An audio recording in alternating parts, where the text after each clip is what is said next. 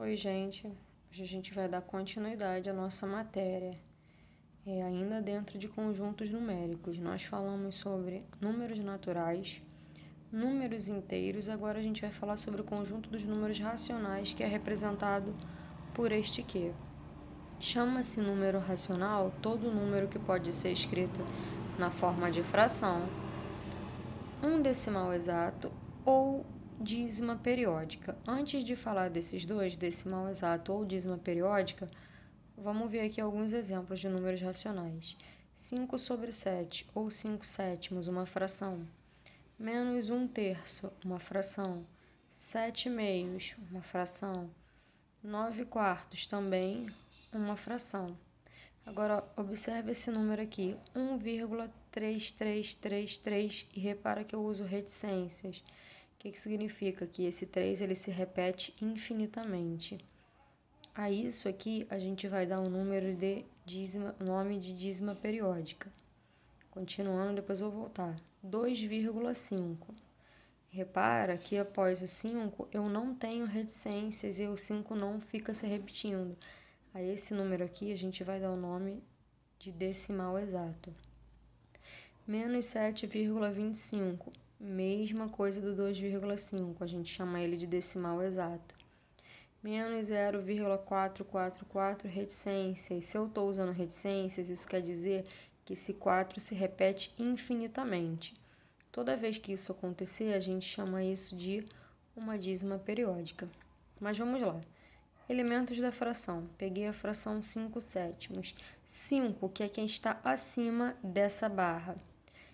Eu chamo isso de numerador.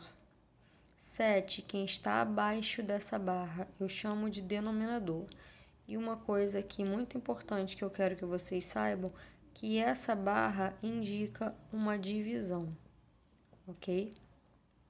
Então, numa fração 5 sobre sétimos, essa barra aqui está indicando divisão.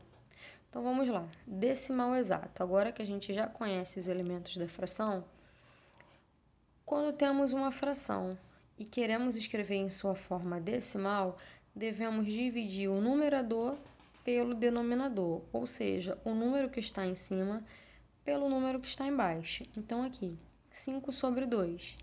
Se eu falei para vocês que essa barra indica uma divisão, eu vou dividir o 5 pelo 2, que dá 2,5, exatinho. Eu peço até que vocês confiram isso na calculadora de vocês. Quando isso acontece, a gente chama isso de decimal exato. E quando vai ser dízima periódica? Quando a gente fizer o mesmo mecanismo, dividir um numerador pelo denominador, e aí aparecer uma infinidade de algarismos que se repetem, isso sempre após a vírgula, nós chamaremos esse número de dízima periódica. E esses números que se repetem após a vírgula, eles têm o nome de período. Então, tá aqui o exemplo. 1 terço, 1 sobre 3. Eu vou dividir o 1 pelo 3. 1 dividido por 3 dá igual a 0,33333, reticências, ou seja, ele se repete uma infinidade de vezes. Isso aqui é uma dízima periódica com o período 3. Por que 3? Porque 3 é um número que se repete. Outra forma de representar isso aqui seria assim, ó, gente, 0,3 barra. A barra, ela fica em cima do número que se repete, ou seja, do período. Outro exemplo, 167 dividido por 66, né?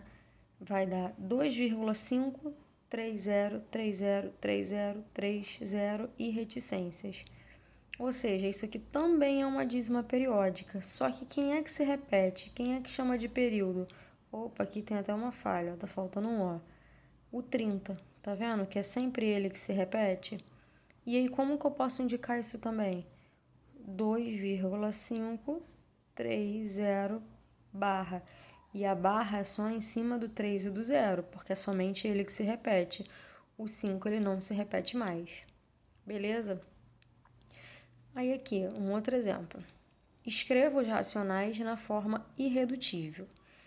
Ou seja, encontrar uma fração irredutível é dividir o numerador e o denominador por um mesmo número. Gente, eu não posso dividir aqui por um número e aqui por outro. Necessariamente precisa ser o de cima e o de baixo pelo mesmo valor. Até encontrar uma fração onde não seja mais possível dividir pelo mesmo número. Então, vamos lá aqui um exemplo resolvido, né? 6 sobre 18. Por quanto que eu dividi? Por 3. Por 3 em cima e por 3 embaixo. Então, é isso que eu venho explicando aqui. Eu preciso dividir o número de cima e o número de baixo pelo mesmo valor.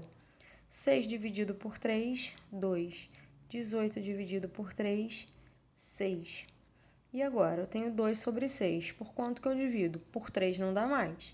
Mas dá por quanto? Por 2. Porque tanto 2 quanto 6 são números pares. Então, ó, vou dividir por 2 em cima, vou dividir por 2 embaixo. 2 dividido por 2, 1. 6 dividido por 2, 3. Cheguei aqui, não existe mais, além do 1, nenhum número que eu possa dividir o 1 e o 3 pelo mesmo valor. Então, essa fração 1/3, nesse caso, é o que eu chamo de fração irredutível. Tranquilo? Qualquer dúvida me chama na plataforma. E aí a representação geométrica. O que é representar geometricamente? É representar na reta numérica. Então, assim como a gente viu em sala de aula os naturais e os inteiros na reta, a gente também vai representar as frações, que são os números racionais, aqui dentro da reta. Então, eu coloco uma reta aqui para vocês e olha aqui quem eu tenho entre os números 1 e 2. O 3 sobre 2. Aí eu pergunto, por que a fração 3 sobre 2 fica localizada entre os números 1 e 2? Como que a gente vai fazer para colocar frações na nossa reta numérica? É muito simples. A gente faz o que a gente tem feito lá em cima. Divide o numerador, que é o 3, pelo denominador, que é o 2.